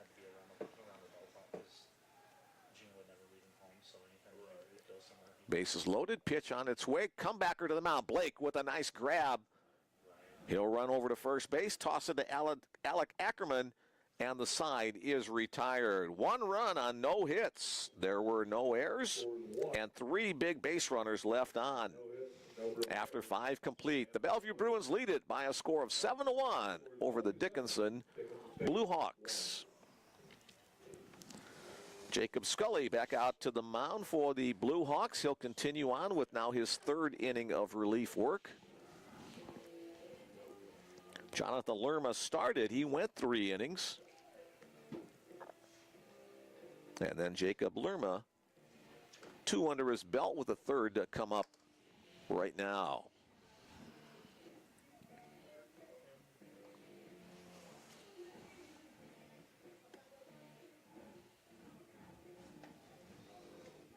Defensive changes for the Blue Hawks. Thanks again to Logan's grandma Elizabeth for sending her text greeting. Where in South Texas are you? Down by Brownsville or Padre Island, or lots of places down there where a lot of people go for the warmer weather. I think it'd be her responsibility to bring the warmer weather. There we go. Her. There we go. So. You heard that, Elizabeth. Bring the warm weather when you come. And come today if you can, please. Yeah. Leading off the top of the 6th inning for the Bruins, designated hitter Tyler Monroe. Again, a reminder, the first game of the doubleheader, 7-inning contest. So we're 2 innings to go in this one. First pitch swinging, foul out of play up the left field side.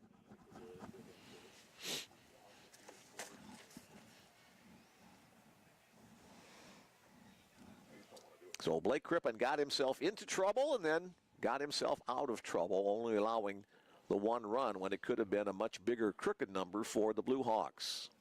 1 ball, 1 strike. The count on Tyler Monroe. Tyler's 1 for 2 today, a single and a fielder's choice.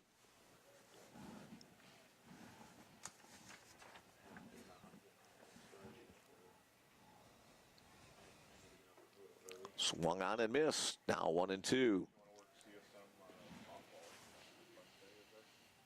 Tyler from down the road in Lincoln, Nebraska. High school ball at Firth Norris. Reaches out to spoil that one out of play.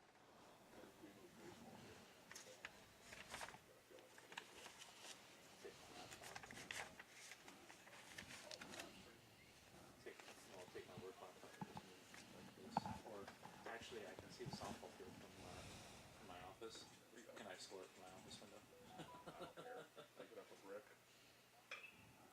A little flare hit to shallow left field. Left fielder coming on. A great defensive play on the dive out there by Nathaniel Gillick to rob Monroe of a base hit. Yeah, he was the only one making that play, and he gave all of his effort. I mean, even if he tries to slide and make that, he doesn't make that play. He was fully extended coming into the infield. That was a fantastic play.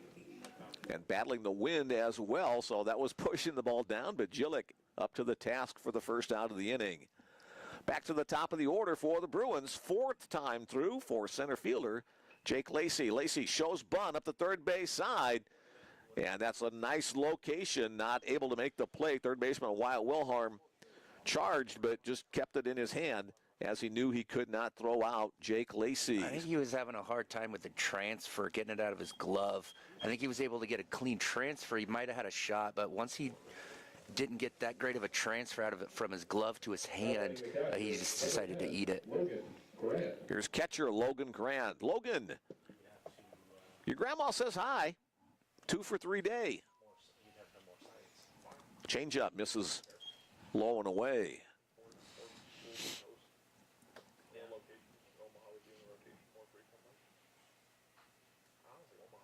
Go Blue Hawks, cheering you on from southern Arizona. We can have that weather too. Yeah, well, yeah. If you come up this way, bring your weather as well.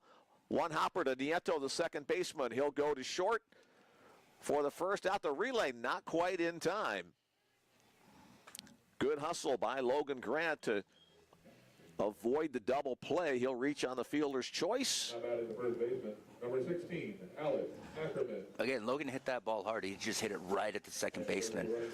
So he can't really be upset with his outs today. He's putting good swings on the baseball. He's getting barrel. The first one, his first out, like I said, he just missed, and that one he hit it hard, just hit it right at him. Bryce Zimmer comes on as the courtesy runner for Grant.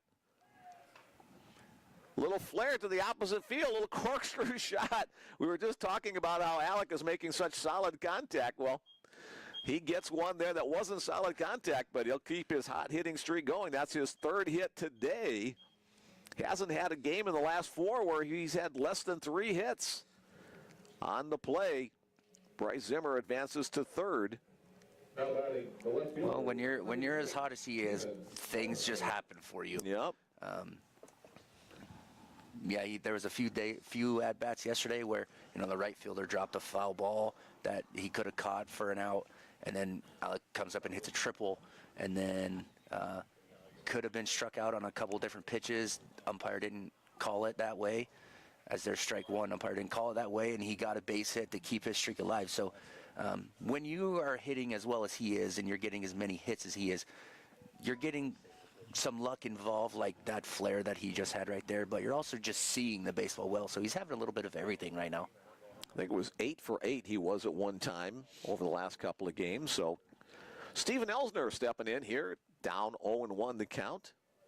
Elsner, the 2-run home run in the 3rd inning, helped give the Bruins a 3-0 lead at that time. 7-1 our score right now. Foul back to the net. The native of San Francisco, California, has worked his way east to Bellevue, Nebraska. Technically was the second best offense in the country, even though it wasn't. Their top three are as good as anybody, but after that it was very average. Swung on and missed. Tried to spoil that, but couldn't quite make contact. A strikeout retires the side. No runs on 2 hits. No runs on 2 hits for the Bruins in the inning. 5.5 the score. There were no errors and 2 base runners left on. After 5.5, the Bruins lead it by a score of 7-1. Inning and a half to go in this scheduled 7-inning contest.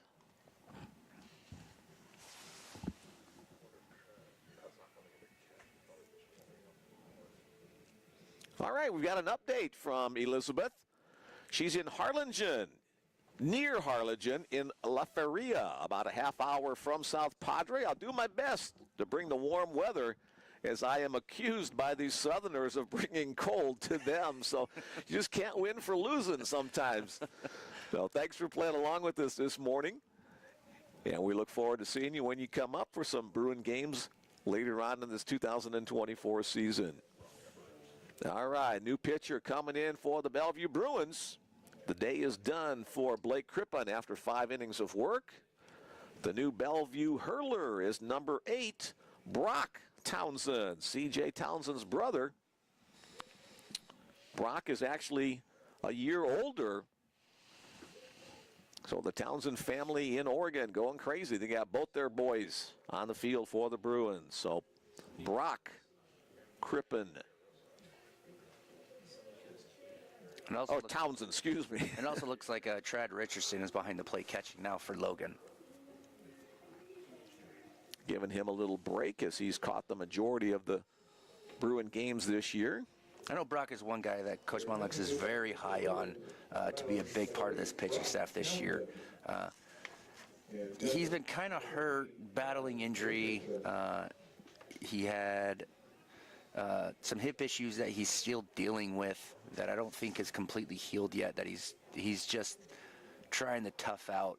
And I don't think he's had the start of the year that he has wanted to have. But Brock is very, very, very good. He can run it up to mid-90s.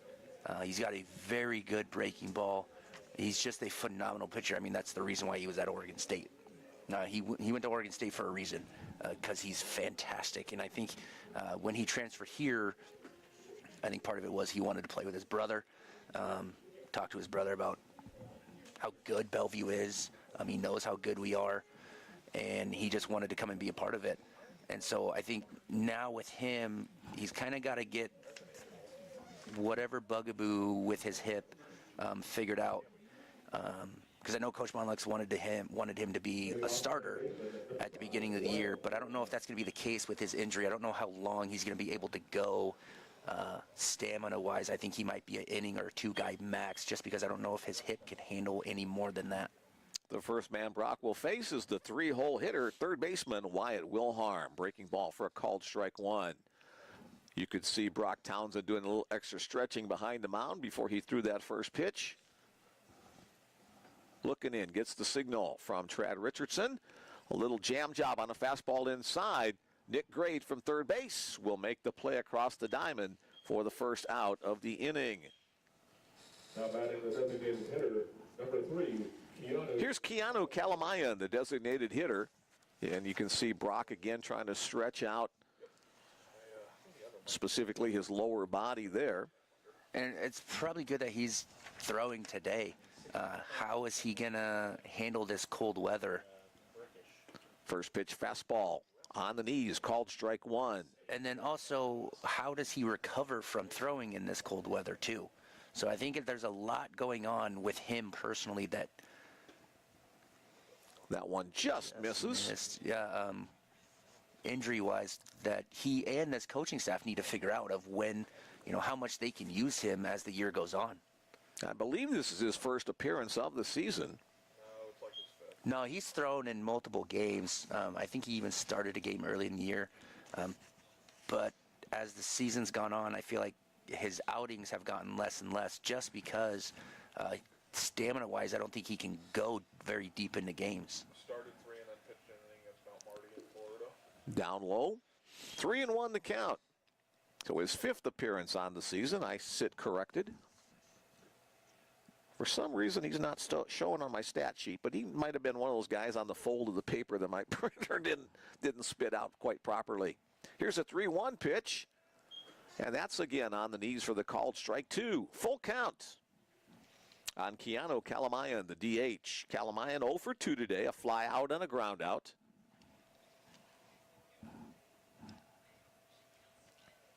Townsend, the wind and the pitch. Blew the fastball past him for a call, or for a swing and a miss. And 2 outs in the inning. First strikeout of the game for Brock Townsend.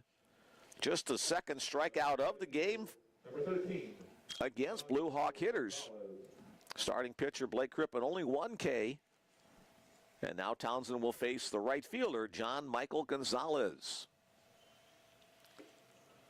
Well, that's not very unusual for Blake to not have a whole lot of strikeouts. He's not a big strikeout guy to begin with.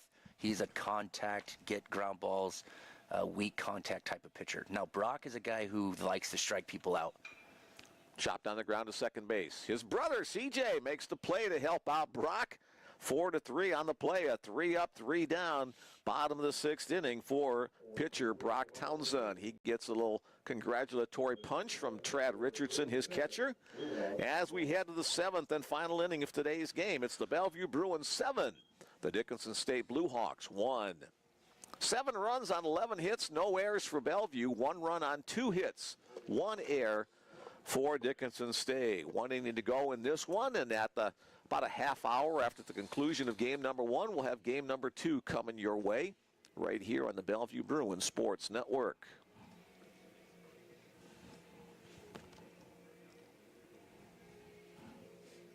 Jacob Scully back to the hill for the Blue Hawks. One more text message in the queue. Grandpa Luther says, "Go Bruins, go!" Coming from Toronto.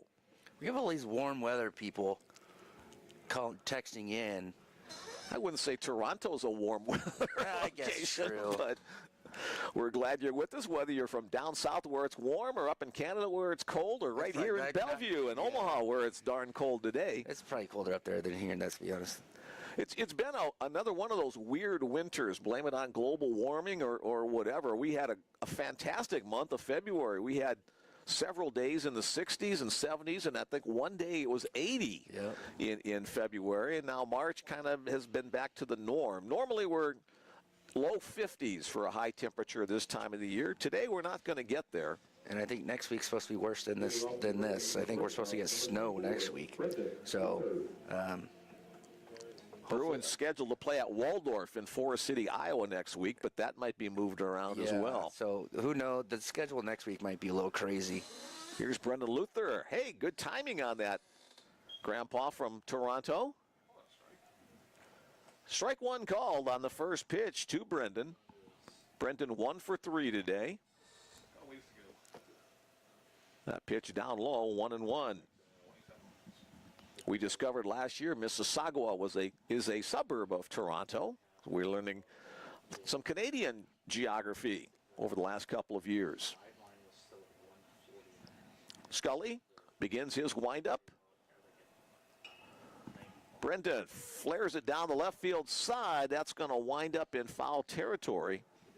Left fielder Nathaniel Gillick giving chase, but ran out of room. 1-2 the count on Luther.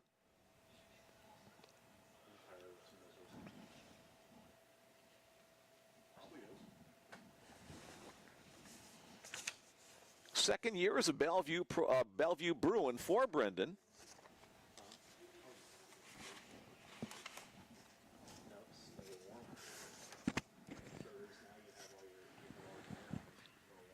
That pitch misses wide. Brendan, just a sophomore in eligibility.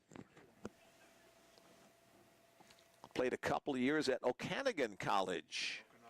Okanagan. I never say that right. Okanagan. Thank you, Bill.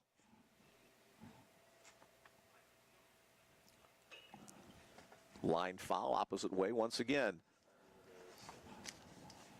O Ka Na Gun. There we go. Here's the 2-2 pitch. Here's the 2-2 pitch. Here's the 2-2 pitch. Scully taking a little extra time. Just inside the line.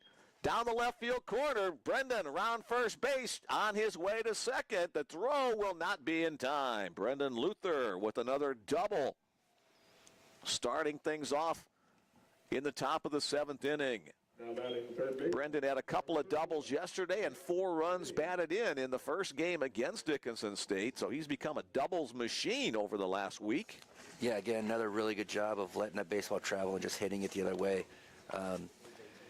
Third baseman's playing more in the hole. That's why, I mean, they left the line wide open for the ball to get down the line. And good job by Luther of running hard out of the box to turn that into a double. 7 doubles on the year for Luther. He's at second base as third baseman Nick Grade steps into the box. Third baseman Wyatt Wilharm flashes signals to his infield counterparts how they want to handle this situation to see if Grade will be bunting or swinging away. Instead of the throw to second base, not in time. Yeah, usually catchers give those signs, but I've even been on teams where the shortstop gave the signs. It could be the pick like you just saw. It could be what defense they want to run, and if he bunts, if they want to do a wheel play, if they want how many looks to second base he wants to give.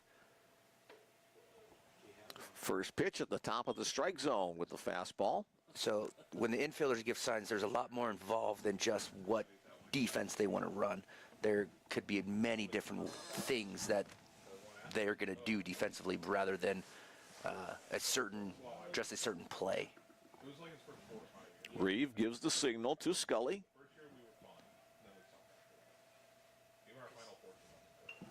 Fouled out of play opposite way by Grade. Scully started his windup, his delivery home while he was still looking at second base. I'm always kind of fearful of that because as a batter, he's not even looking at me. How does he know where the home plate is? He's got to be a little careful with some of the stuff he's doing, especially with the guy on base. If he gets a little too funky, he can balk. So it kind of he's got to be careful with timing and all that stuff. He could get called for a balk if he does something for a little too long. Like if he comes up and holds his knee in the air for a second or two and just pauses, that's considered a balk because it's not one fluid motion with a guy on base. Or if he turns completely around and then decides to go home at the last second, that could also be construed as a balk, even though it may not be. The umpire may see it as that just because it may look like he's attempting to go to second base. Trying to deceive the base runner. Grade stays alive, spoiling that pitch. Pitcher and catcher had the conversation, probably to talk about signals with the runner at second base looking in, change whatever multiple or key that they want to flash down there. 0-2 the count on Nick Grade. Bruins 1 on, nobody out, top of the 7th inning.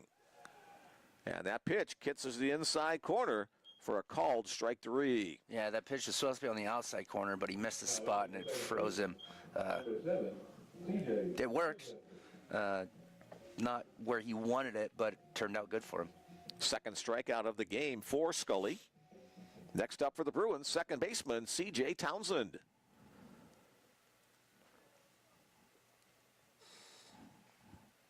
Townsend 1 for 2 today.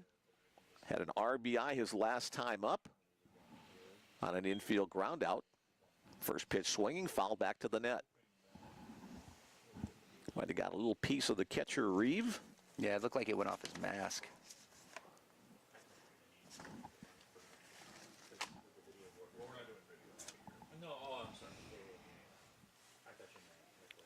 Wind blowing pretty strongly right now. If you notice the flag in the upper corner of your screen out behind center field. Townsend takes that one low, 1-1. I think they're going to be hitting or throwing mostly to the outside of the plate, glove side of the pitcher. shortstop or the second baseman's playing more normal depth. He's not really holding Luther on there at second base, so Luther could get a pretty good lead and try and steal third if he would like. Breaking ball in the zone. 1-2 on the Bruins' second sacker. CJ has singled to keep his hitting streak alive, reached on a walk, and then an RBI ground out in the fifth. Bruins up by 6 runs, trying to finish this one off. First game of the doubleheader. Hit to left field. Gillick, the left fielder, goes back a couple of steps and makes the catch for the second out of the inning. Well, Brendan Luther started the inning off with a double. He's remained there after a strikeout and a flyout. Looks like we might have a pinch hitter here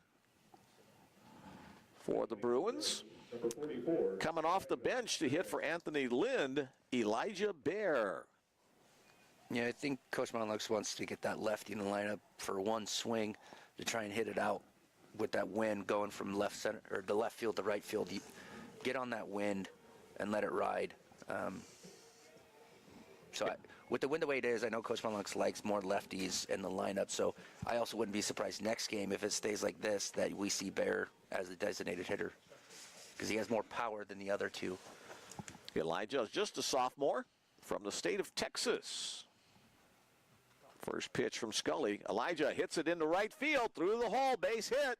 Here comes Luther rounding third base. He will score standing up. So Elijah Bear comes in and gets the job done in that pinch hit opportunity. A single makes it an 8-1 ball game.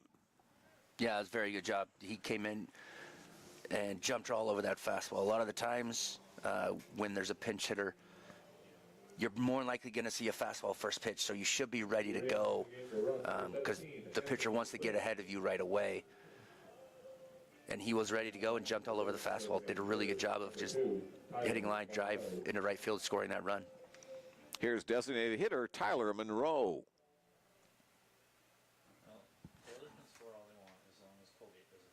Anthony Lynn rechecks into the game. He's the runner at first base as Bear gets one swing, one run batted in, and then back to the bench. Good job, Elijah. 1-0 the count on Monroe. Hit it to the ground to short. Simbab will go the short route to second base to Nieto. And on the fielder's choice, the side is retired. Bruins pick up 1 run on 2 hits. There were no errors and 1 man left on base as we head to the bottom of the 7th inning. Last chance hotel for Dickinson State. They trail by a score of 8-1. For Bellevue in the inning, they score 1 run on 2 hits. 1 runner left on base. And to the bottom of the 7th, the score Bruins 8, Blue Hawks 1. Let's see if Townsend comes back out for another inning of work, or we'll go to a second relief pitcher. Looks like Brock will head on out to try to nail this one down. Not a save situation for him, but a good opportunity to get some work in.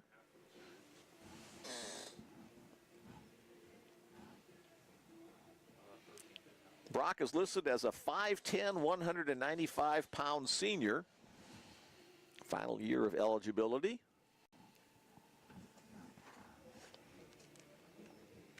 As Chris mentioned, spent a couple of years at Oregon State University. Started his college career at Lynn Benton Community College. 2 years there, 2 years at OSU, finishing off one final season here at Bellevue. Yeah, he goes on the attack. I mean, he first 3 hitters, or last inning, he only threw 10 pitches. So that's what he does. He attacks hitters with his good fastball and, you know, his really sharp breaking ball. So I would look for more of the same here to jump on top of these hitters to 0-1 right away. He'll be facing the bottom half of the Dickinson State order.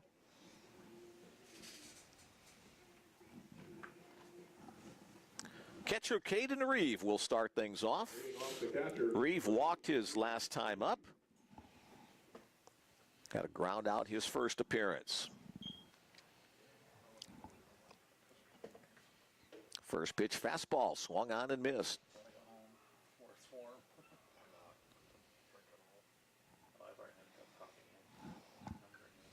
Again, tip of the cap to the Hardy fans in attendance today. That one's fouled off the bat and then off the mask of Trad Richardson. Several Hardy fans and one Hardy dog on hand today at Brown Park. Chopped foul up the third base side. Hey, nice play over there by the third base coach. Let's keep using that baseball. I wouldn't be surprised to see that same pitch as a slider more off of the plate to where he runs out of bat. Temperature still hovering at 35 degrees. We've actually lost a couple of degrees since first pitch. They still say the weather long-range forecast for today, we're going to get some sun later on today and up to the mid-40s. Foul out of play again by Reeve. 1-2 the count. Bruins trying to nail down their 7th conference win to start the season.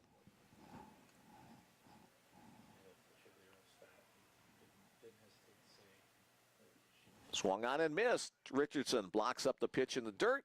He'll toss it down to Ackerman at first, and the strikeout is recorded there. Second strikeout for Brock Townsend.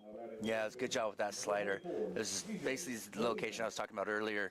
Started more off the plate a little bit and just kind of ran out of bat.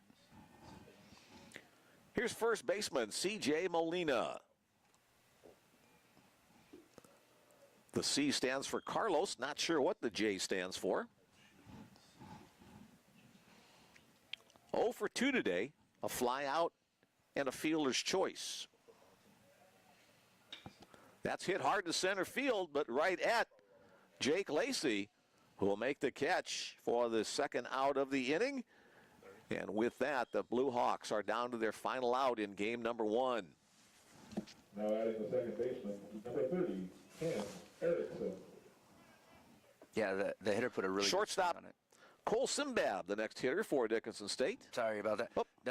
The hitter put a really good swing on that baseball. Just hit it straight right at center fielder.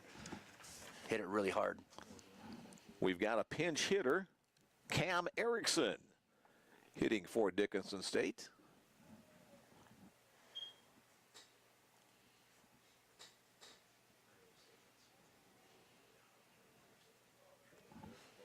Bill caught that one before I did. Good job, Bill. It was a couple innings ago. Was it? Okay, I must have been asleep for a while. Fastball on the knees in the zone. 1 ball, 1 strike. The last time this batter came up.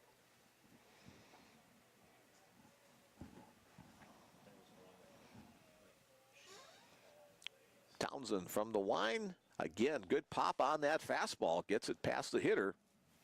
And now the Blue Hawks down to their final strike.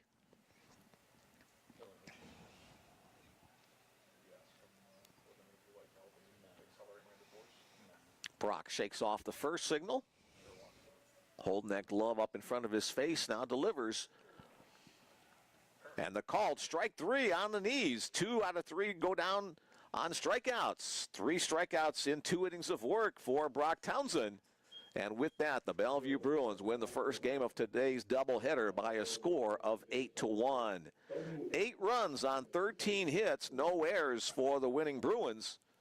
1 run on 2 hits and 1 error for the Blue Hawks. With the victory, the Bellevue Bruins now 19-9 and 7-0 in the North Star Athletic Association. With the loss, the Blue Hawks dropped to 3-23 overall, 1-6 in conference play. Well, the Bellevue Bruins took care of business this morning. Yeah, it was good to see. They put up a 0 in the first, but they scored every other inning except for the 6th. So it was good to see that they were consistent 1 through 9 in the lineup. They kept the pressure on, and let's see if they can do it for one more game. I also want to say congratulations to Blake Crippen for now owning the school record in career wins. It's a pretty big deal for him. It's something that I think he wanted when he came here. He knew he had the amount of time, and that's a credit to him and every team that he has been on. You know, he doesn't get these many wins. I mean, he's not out there throwing 27 shutouts. So you know, the teams that he has been on have been really, really, really good, and he's done his job of keeping the teams that he has played against and faced to keep his team with the chance to win. So that's a huge accomplishment by him. 27 career wins in his 3 years of play as a Bellevue Bruin. So tip of the cap to Blake Crippen. Also tip of the cap to several Bruins who had multi-hits today. Logan Grant had a couple of hits and a couple of runs batted in. Alec Ackerman, a 3-hit day with an RBI. And Brendan Luther, a couple of hits today. And I think that's everybody that had multiple hit games for the Bellevue Bruins. Again, we will be back with more baseball action this afternoon, about 30 minutes or so from now. It's 12 noon, so about 12:30 or so. Come on back. Join Chris and I on the Bellevue Bruins Sports Network. Talk to you then.